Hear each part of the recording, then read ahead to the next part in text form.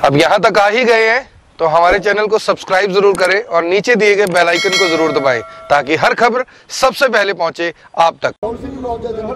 नमस्कार, मैं हूं महक शर्मा और इस वक्त आप लाइव तस्वीरें देख रहे हैं हरियाणा के करनाल से। और इस वक्त हम मौजूद हैं करनाल के जिला सचिवालय में। मैं आपको बताना चाहूंगी कि जहां पर आज तमाम किसान पहुंचे थे, जिनका आज का मुद्दा ये था कि वो करनाल के जो डीसी हैं और बिजली विभाग वालों के साथ उनकी मीटिंग हुई थी। मुद्दा ये था कि जो बिजली की लाइनें किसान के खेतों में से निकल रही है, उन लाइनों के निकलने की वजह से जो उनकी जमीनों की जो कीमत है, उनके खेतों की जमीनों की जो कीमत है वो आधी रह जाती है। या और इनका कहना है कि या तो सरकार मुआवजा दे या फिर वो लाइनों को निकलने से ही रोक दे। एक बार क्या पूरा मामला है वो आपको बताएंगे, लेकिन अपील आप सभी लोगों से यही रहेगी कि वीडियो को ज्यादा से ज्यादा शेयर जरूर करें। आप देख सकते हैं किसान नेता है जगदीप सिंह औलख, करनाल जिले से महासचिव भी है। मैं आपको बताना चाहूंगी कि आज इन सभी तमाम किसानों की मीटिंग हुई है। बिजली विभाग और जो करनाल के डीसी हैं उनके साथ क्या इस मीटिंग में निर्णय निकल कर आया वो भी आपको बताएंगे, लेकिन अपील आप सभी लोगों से यही रहेगी कि वीडियो को शेयर करना ना भूलें। सर, मीटिंग हुई है आपकी आज बिजली विभाग और जो करनाल के डीसी हैं उनसे, क्या कुछ इस मीटिंग में निर्णय निकल कर आया है? देखो, एक बहुत बड़ा मुद्दा है किसान के नुकसान का, उसके शोषण का। जो ये पूरे हरियाणा में बिजली की टावर की लाइनें, बड़ी बड़ी बिजली की लाइनें निकाली जाती हैं, किसानों को बिना नोटिस से उनके खेतों में आगे टावर खड़े कर दिए जाते हैं। इससे किसान का बहुत बड़ा लॉस है। सबसे बड़ा लॉस होता है हमारी प्रॉपर्टी में। यदि वो एकड़ हमारा 50 लाख का तो उसको कल को 10 लाख में कोई लेने वाला तैयार नहीं होता। तैयार क्यों नहीं होता? क्योंकि उसमें फिर कंस्ट्रक्शन नहीं हो सकती, उसके नीचे कोई मकान नहीं बन सकता, तो उस ज़मीन को कमर्शियल यूज उसका ख़त्म हो जाता है। तो टावर बड़े खंबे होते हैं, जो टावर टाइप लाइनें होती हैं बड़ी 220 kV की, उसको लेकर करनाल जिले की जो किसान यूनियन ने 2 जगह पर काम बंद करवाया हुआ है। एक संध में और एक इंद्री ब्लॉक में गड़ी बिरबल के। तो दोनों जगह पे काम बंद है, वो किसान यूनियन ने कराया हुआ है। तो इससे पहले भी एक दिन बिजली महकमे के अफसरों से मीटिंग हुई थी। उस दिन हमने उनको अपनी मांग से अवगत करा दिया था भाई हम एक टावर जहाँ पर जिस एकड़ में लगेगा उसका 15 लाख मुआवजा, और जिस एकड़ के ऊपर से तार जाएगी, ऊपर से केबल तारें जाएंगी, उसको 5 लाख मुआवजा देंगे। तो हम ये लाइन निकलने देंगे, नहीं निकलने देंगे। आज हमारी डीसी साहब के साथ और बिजली महकमे के भी सभी अधिकारियों के साथ मीटिंग थी। इस चीज़ पे डीसी साहब सहमत हुए हैं। भाई मैं मानता हूँ भाई प्रॉपर्टी का लॉस बहुत ज़्यादा है, क्योंकि जिस खेत के ऊपर से टावर की लाइनें निकल गई उसका कोई गाहक या उसका कोई खरीदार, उसकी जो वैल्यू होती है, लैंड वैल्यू बिल्कुल ख़त्म हो जाती है। तो ये नुकसान है। पर इसको सबसे बड़ी दुर्भाग्य की बात क्या है, हरियाणा सरकार की इस पे आज भी कोई पॉलिसी नहीं है। हरियाणा सरकार ये मानती नहीं है इससे आपकी ज़मीन की वैल्यू घटती है। वो तो जो पैसा देते हैं 25-30 हज़ार रुपया, वो सिर्फ फसल का नुकसान का देते हैं। वो उसको ये बोल के देते हैं भी हमने जो टावर लगाने आए, जो फसल का नुकसान है वो दे दिया। पर ऐसा नहीं है। ये स्ट्रक्चर परमानेंट खेत में लगता है, ये कई 100, 200, 300 साल तक रहेगा उस खेत में। तो उसका जो नुकसान है लैंड का, उस पर हरियाणा सरकार तो कुछ देती नहीं, ना ही उसको नुकसान मानती है। तो अब हमने ये डिमांड की है भाई ये जो नुकसान होता है इसका जो हमारा मुआवजा है, ये लैंड की जो वैल्यू घटती है उसका मुआवजा हरियाणा सरकार दे। के दौरान भी तो इसमें एक और उदाहरण मैं देता हूँ। बस्ताड़ा में एक किसान है ईसम सिंह खांची, उसके खेत से 4 लाइनें गई हुई हैं इसी की बिजली की बड़ी लाइनें। अब उसका एक पड़ोसी है, उसका एकड़ बिकता है 1,31,00,000 का, उसके भाई का। अब उसका जो खेत है जिसके ऊपर से बिजली की लाइनें गई है, उसको कोई 31 लाख भी देने को तैयार नहीं है। मैंने डीसी साहब को भी कहा जो उसका 1 करोड़ का नुकसान हुआ है उस किसान का, उसकी भरपाई हरियाणा का मुख्यमंत्री करेगा या हरियाणा का प्रशासन करेगा, या उस गरीब किसान की जो वो नुकसान उसका 1 करोड़ का 1 एकड़ में हो उसके मुआवजा कौन देगा? तो इस बात का जवाब ना तो अफसरों के पास है, ना हरियाणा के मुख्यमंत्री के पास है। मुआवजे की मांग की, अगर वो नहीं मिलता फिर क्या करेंगे? देखो, हम तो आंदोलनकारी लोग हैं। हमें कोई ये नहीं आंदोलन करने का शौक है, हमारी मजबूरी है।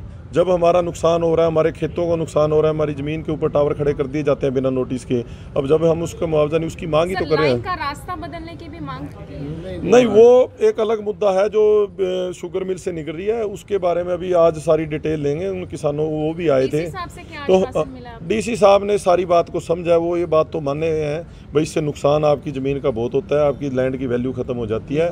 उन्होंने भी ये कहा भी ये इशू मुख्यमंत्री और बिजली मंत्री के लेवल का है, पूरे हरियाणा में इसके लेकर कोई पॉलिसी बननी चाहिए, जो पॉलिसी है नहीं जिसके तहत ये टावर खड़े होते हैं।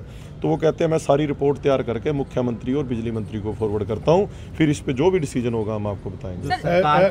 ऐसे टावर धक्के जगाड़ने की कोशिश करी इंद्री में, 2 बार जेसीबी की टावर गाड़ दिए, किसानों ने पाट दिए में, अभी भी पटे बड़े रो खांच का बाहर गिर दिए खेत से। जो सरकार की तरफ से मुआवजा दिया जाता है वो एक बार दिया जाता है 25-30 हज़ार रुपये, या हर साल दिया जाता है?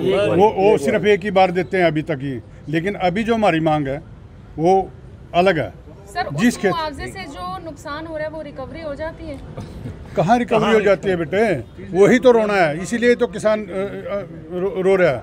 उससे क्या रिकवरी होगी? कुछ भी नहीं होती इससे तो। और जिस खेत की लाइन निकलेगी उसकी तो वैल्यू खत्म होगी। तो किसानों से पूछा जाता है पहले कि आपको ये कोई पूछा नहीं जानता, धक्का से ही हो रही, धक्का से ही। आज हमारी बात ठीक सुनी, डीसी साहब, एसपी साहब, बिजली बोर्ड के एक्शन, एससी सभी थे, और सभी ने मान्य है ये बात, भाई वाकई में किसान का नुकसान हुआ।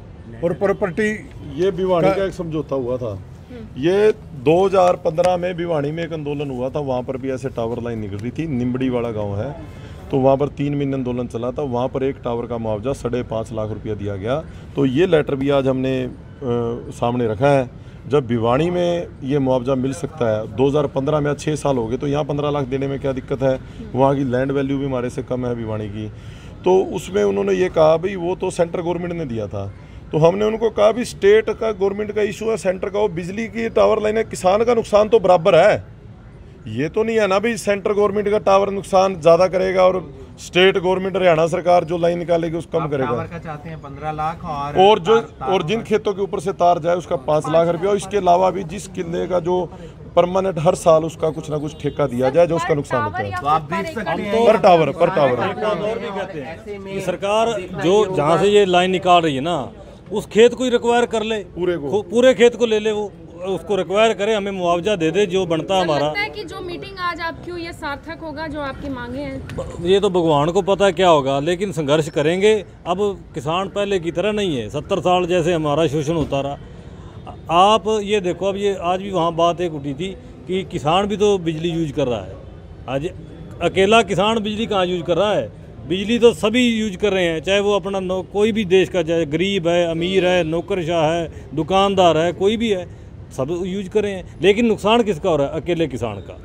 अगर प्रॉपर्टी का नुकसान है तो अकेले किसान का हो रहा है। हम ये यहाँ से ये बड़ी लाइन निकल रही है ना जी टावर वाली, वहाँ पर हम नीचे काम नहीं कर सकते सर्दी में। अगर कोई भी वहाँ जब तक उसको पूरा जो जैसे ओस वगैरह पड़ जाती है, जब तक वो सूखेगा नहीं उसके नीचे कोई काम नहीं कर सकता, इतना खतरा रहता है। जानकारी सर, गलियों में जो टावर लगे होते हैं उसका भी खंबे लगे होते हैं, वो नगर निगम की तरफ से टैक्स जाता है, नगर निगम को टैक्स जाता है। देखो जी, वो नगर निगम को टैक्स जाता है। हमने आज एक बात और भी उठाई थी कि अगर किसान ने, अगर मेरा खंबा 100 फुट भी दूर करना है ना, तो उसका भी ये एस्टीमेट बना के हमारे से लाखों रुपए लेते हैं। किसानों को भी हर साल टैक्स मिलना चाहिए। टैक्स भी मिलना चाहिए। हम तो कहते हैं जैसे ये हमारे तो इतना शोषण हो रहा है कि अगर एक खंबे को 100 फुट भी दूर करना है, हजारों रुपए ये लेते हैं उसको अपना चेंज करने के, लेकिन हमारे को दे तो कुछ नहीं रहे। किसान को भी मुआवजा मिलना चाहिए, उसका हक है ये।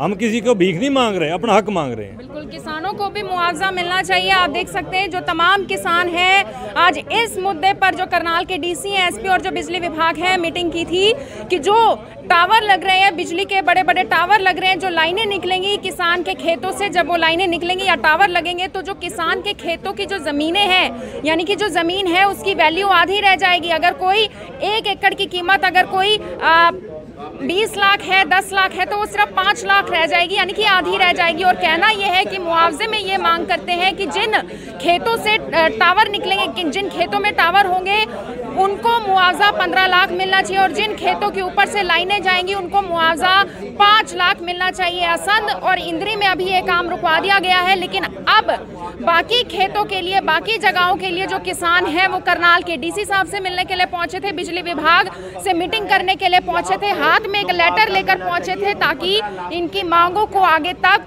पहुंचाया जा सके। आप सभी लोगों से अपील रहेगी इस वीडियो को देखें भी और इसे शेयर जरूर करें। आप देख रहे हैं IBN 24, मैं हूं महक शर्मा, हरियाणा के करनाल से आप सभी के साथ लाइव। धन्यवाद।